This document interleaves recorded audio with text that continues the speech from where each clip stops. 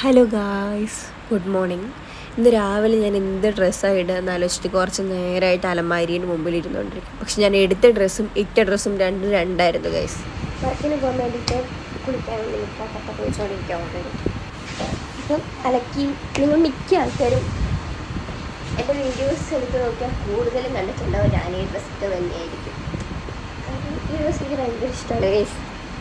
ഇതൊരു കോട്ടൻ്റെ ക്ലോത്താണ്, അതുകൊണ്ട് തന്നെ ഭയങ്കര കംഫർട്ടബിൾ ആണ്. So I like this dress. ഇതിൻ്റെ ഒരു വൈറ്റും കൂടെ എൻ്റെ അടുത്തുണ്ട്. ഇത് രണ്ടും നല്ലതാണ് ഗൈസ്.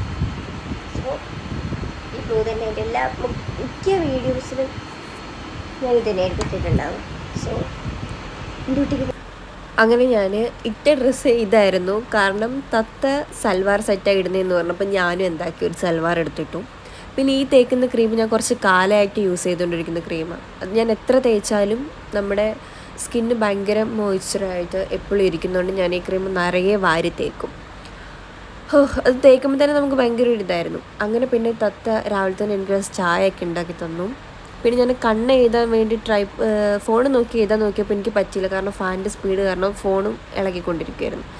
അങ്ങനെ അവളൊരു ബ്ലാക്ക് സ്ലീവ്ലെസ് ഇട്ടപ്പോൾ അവൾ പറഞ്ഞു എൻ്റെ കയ്യിൽ ഒരു ഷോൾ ഉണ്ടെന്ന് പറഞ്ഞപ്പോൾ അവൾ പറഞ്ഞു എടി ആ ഷോളൊന്ന് കാണിക്കിട്ട് നോക്കട്ടെ എന്ന്. പക്ഷെ അവൾ ലാസ്റ്റ് ആ ഷോൾ ഇട്ടില്ല.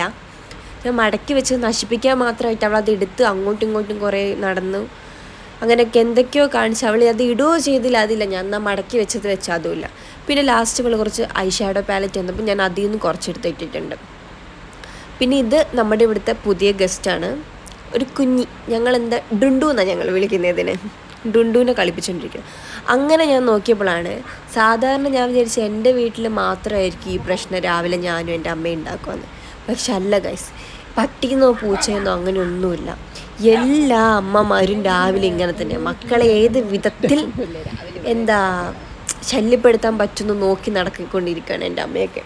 ഓക്കെ, അങ്ങനെ ഞങ്ങൾ പോകുന്ന വഴിക്കുള്ള കുറച്ച് ഫ്യൂട്ടേജസാണ് അത്. പിന്നെ ഞങ്ങൾ ചായ കുടിച്ചു. പിന്നെ ഞാനും തത്തയും കൂടെ പൂ പറിക്കാൻ പോയപ്പോൾ കുറച്ച് ഇതിലേക്കുള്ള ഒരു വീഡിയോസൊക്കെ എടുത്തു. അപ്പോൾ ഇതാണ് രാവിലത്തെ വീഡിയോസ്.